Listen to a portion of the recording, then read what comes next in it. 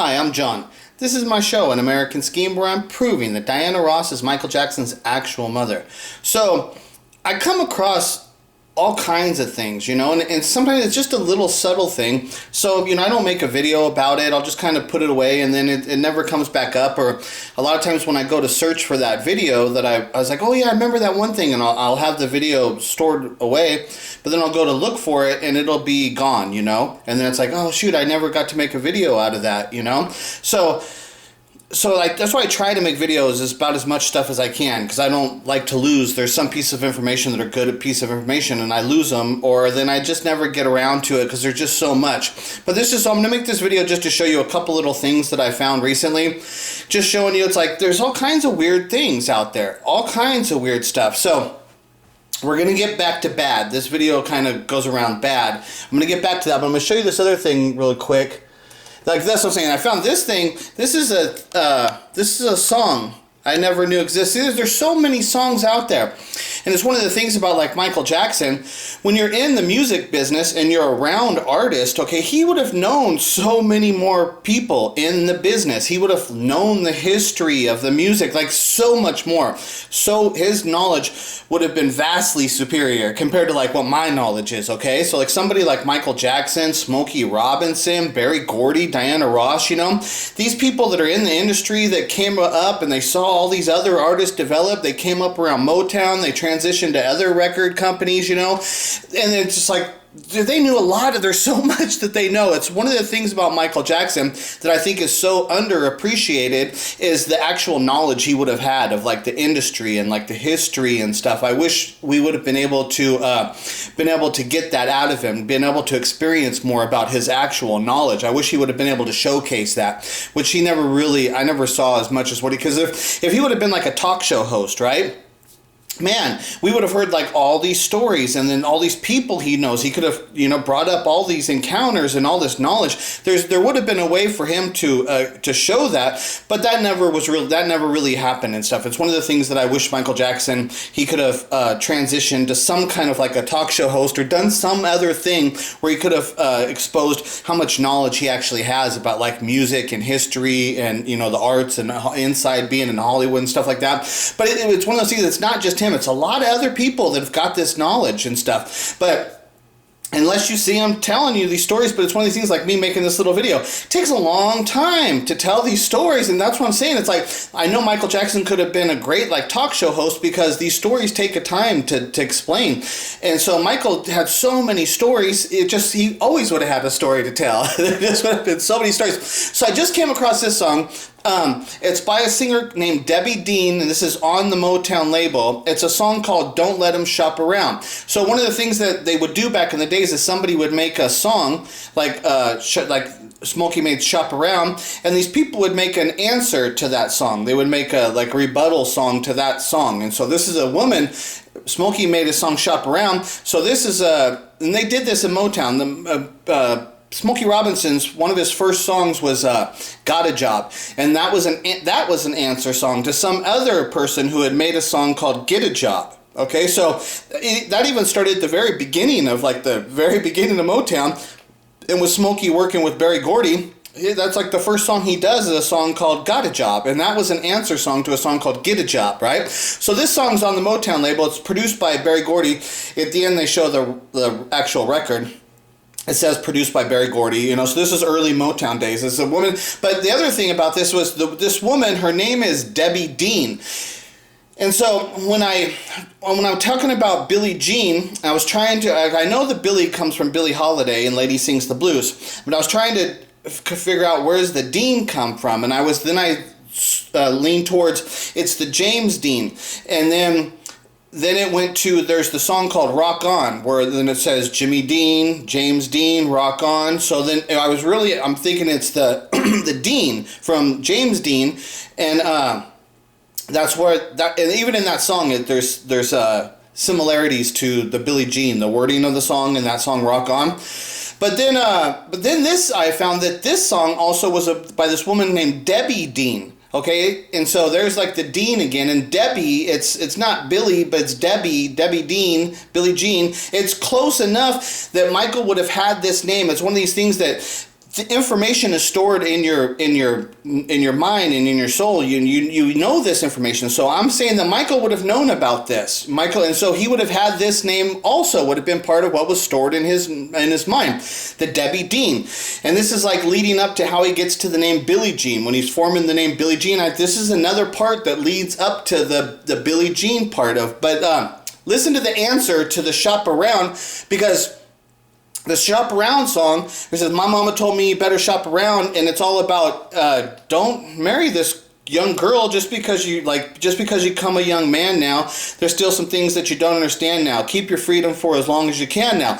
My mama told me you better shop around. So that's what I'm saying, is that the Shop Around song, when you actually understand it and you understand the timing of when the song occurred and how it developed and stuff, it's like, well, that was when Smokey got Diana pregnant.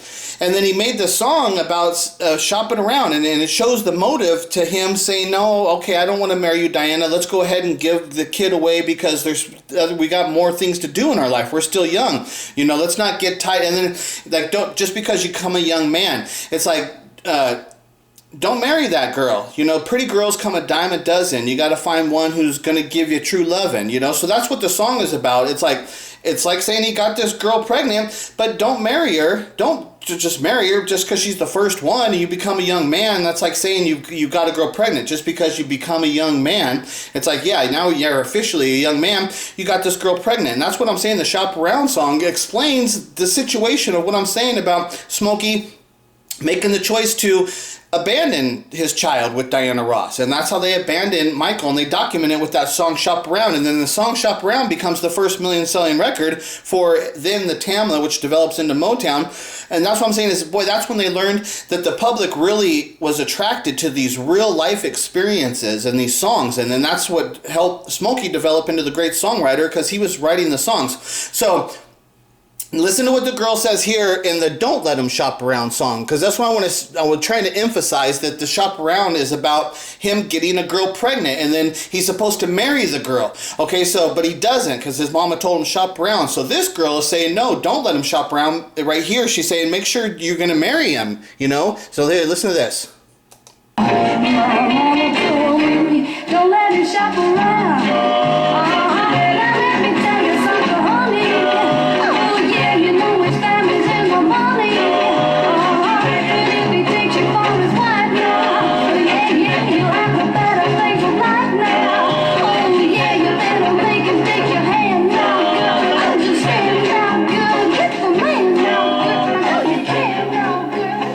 See, you better make him take your hand, and that's what she's saying. Don't let him shop around. This is what they did, these rebuttal songs to the Shop Around. So then you see down there it says produced by Berry Gordy, because so that's Motown. It's on Motown. So that's what I'm saying about this is a Debbie Dean, and this is a song that one of these things, I've never heard this song, but Michael probably would have been familiar with this song. He's on the Motown label.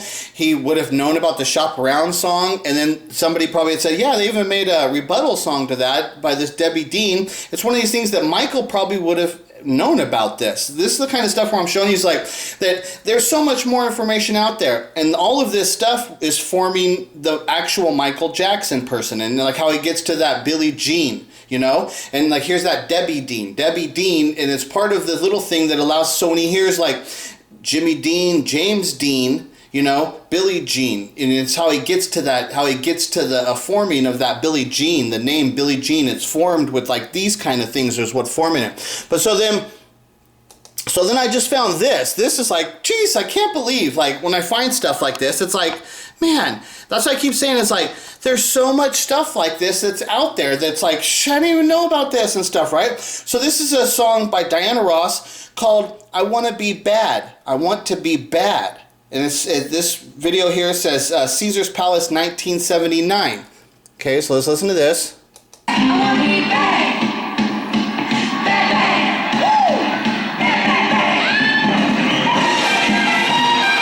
Okay, so Bad. The one thing with like Michael making the album Bad, I was like, what's that bad, And it says, I want to be bad, right? So here's the lyrics of Beat It, and it's right here at the end.